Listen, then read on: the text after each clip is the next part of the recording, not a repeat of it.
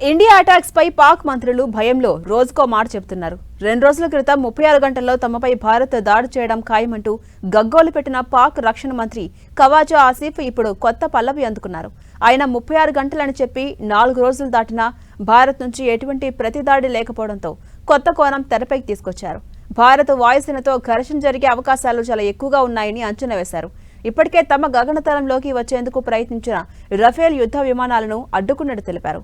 ఇక సింధు నదిపై భారత్ నిర్మించే కట్టడాన్ని అయినా దాడి చేసి కూల్చేస్తామని శనివారం కామెంట్ చేయడం చర్చనీయాంశంగా మారింది.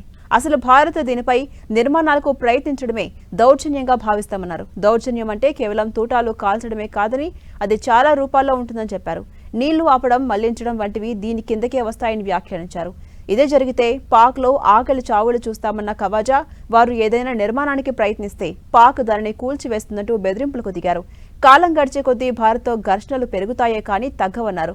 పరిస్థితిని సర్దుబాటు చేసేందుకు చాలా దేశాలు ప్రయత్నిస్తున్నాయని చెప్పారు. ఇక గత నెల చివర్లో ఆసిఫ్ ఒక హాట్ కామెంట్ చేశారు. భారత్ 24 నుంచి 36 గంటల్లో తమపై సైనిక చర్య చేపడుతుందని సంచలన ప్రకటన చేశారు. భారత్లో సీసీఎస్ సమావేశం ముగిసి ఉగ్రవాదులపై చర్యకు మిలిటరీకి ఫ్రీ హ్యాండ్ ఇచ్చిన సమయంలో ఈ ప్రకటన చేయడం సంచలనం మారింది. కానీ ఇప్పటి వరకు ఎలాంటి అటాక్స్ జరగలేదు. ఇప్పుడు ఎయిర్ ఫోర్స్ చీఫ్ మార్షల్తో భేటీ అయిన వేళ వాయుసేనతో ఘర్షణ ఉండొచ్చని చెప్పడం హాట్ టాపిక్గా మారింది.